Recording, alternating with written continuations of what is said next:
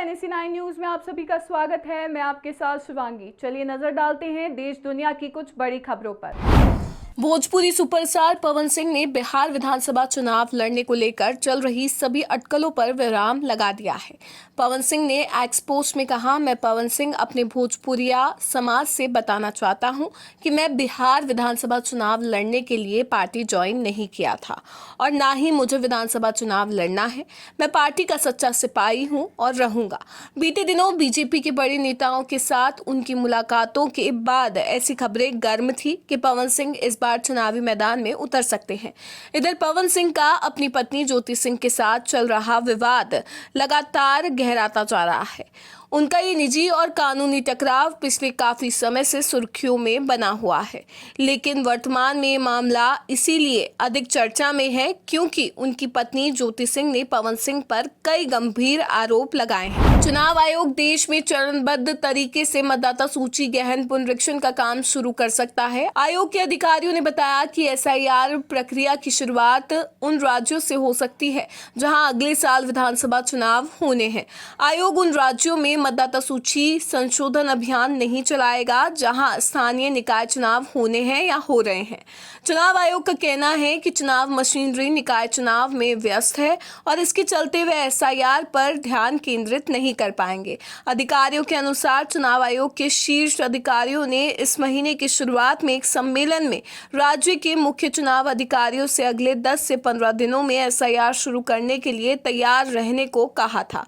मुख्य निर्वाचन अधिकारियों को निर्देश दिया गया है कि वे अपने राज्यों की मतदाता सूचियों को अंतिम SIR के बाद प्रकाशित रखें। देश की सबसे बड़ी एयरलाइन इंडिगो के विमान की चेन्नई हवाई अड्डे पर लैंडिंग से पहले बड़ी घटना होते होते बच गई। मदुरै से चेन्नई आ रही इंडिगो फ्लाइट के विंडशील्ड में दरार आ गई। जानकारी के अनुसार विमान के कॉकपिट ग्लास में आई दरार पर लैंडिंग से ठीक पहले पायलट को नजर पड़ी, जिसके बाद पायलट ने तुरंत इसकी सूचना हवाई अड्डे पर एयर ट्रैफिक कंट्रोलर को दी। दरअसल शनिवार को इंडिगो विमान 76 यात्रियों को लेकर मदुरै से चेन्नई जा रही थी। इस दौरान चेन्नई एयरपोर्ट पर उतरने से पहले पायलट की विंडशील्ड में आई दरार पर नजर पड़ी। पायलट ने आगे के शीशे में दरार देखी और फौरन हवाई अड्डे पर एयर ट्रैफिक कंट्रोलर को सूचित किया, जिसके बाद एयरपोर्ट पर व्यवस्था की गई और विमान सुरक्षित रूप से उतर गया। एयरपोर्ट पर उतरने के बाद विमान को पार्किंग के लिए एक अलग बे नंबर 95 में ले जाया गया और बाद में यात्रियों को सुरक्षित रूप से उतार दिया गया। इसके बाद विंडशील्ड बदलने की व्यवस्था की गई। हालांकि विंडशील्ड पर दरार कैसे आई, इसके कारणों का फिलहाल पता नहीं चल पाया है।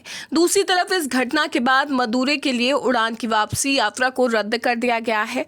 इस बीच एयरलाइन की ओर से कोई तत्काल प्रतिक्रिया नहीं आई है। यूपी के पूर्व मुख्यमंत्री एवं सपा मुखिया अखिलेश यादव का फेसबुक पेज करीब 16 घंटे के बाद एक्टिव हो गया है। सपा ने इसे भाजपा की साजिश बताया, कहा कि इस तरह के हल्के काम वही कर सकते हैं।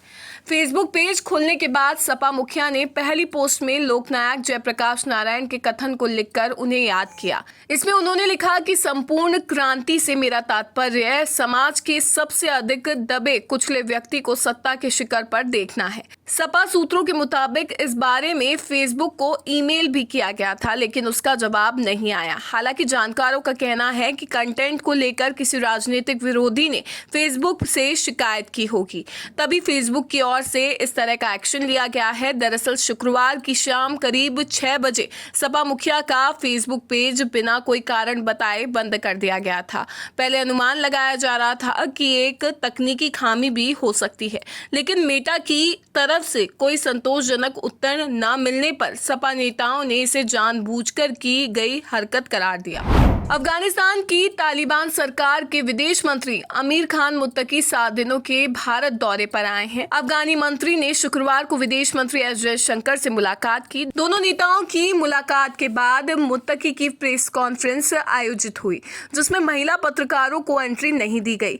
ऐसे में अफगानी मंत्री मुत्तकी की प्रेस वार्ता में महिला पत्रकारों की एंट्री बैन पर कांग्रेस ने भाजपा सरकार को घेरना शुरू कर दिया। तालिबान की कार्यवाहक विदेश मंत्री मुत्ताकी द्वारा आयोजित एक प्रेस कॉन्फ्रेंस को लेकर विवाद छिड़ गया है, जिसमें महिला पत्रकारों को कथित तौर पर अफगानिस्तान दूतावास में शामिल होने से रोक दिया गया, जिस पर कांग्रेस महासचिव और वायनाड से सांसद प्रियंका गांधी ने कड़ी प्रतिक्रिया दी है।